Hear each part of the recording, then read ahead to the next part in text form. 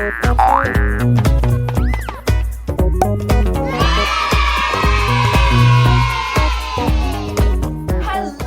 everyone! Welcome back to another week of Play Break. This week we're going to take part in a physical literacy activity called Sit and Toss. For this activity, you need a few simple items that can be found at home. First off, you're going to need some plastic cups. Anybody with young children probably has a set of plastic cups. If not, you can use recyclable cups instead. You're also going to need an item that you can toss. Either a soft, squishy indoor ball, maybe a beanbag if you have one of those. You could also use balled up socks or a small stuffy. The setup for this gross motor physical literacy activity is extremely easy. Take your plastic cups, pile them in a pyramid form.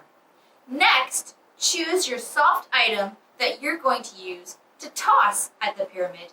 And finally, use a string or a piece of tape to mark the area where you would like your child to sit and toss from. If you have ever tried a throwing or tossing activity with a young child in a standing up position, you may have noticed the temptation to creep closer and closer to the intended target. By sitting your child down in the same spot, you are thereby keeping them from creeping closer and closer to the object they are throwing towards. Once everything is all set up and you're ready to go, begin by placing your child relatively close to the cup pyramid target.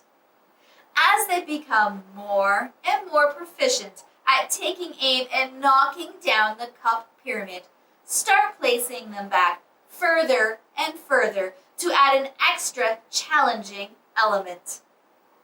You can add more challenge to this activity by trying different throwing techniques. Try throwing both overhand and underhand. Which technique worked best for your child? I'm ready to give it my best shot. I think I'm going to try overhand first.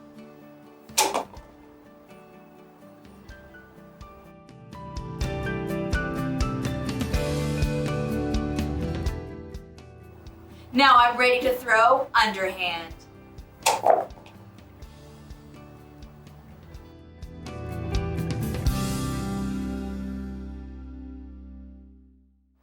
That was a fun yet simple activity to do.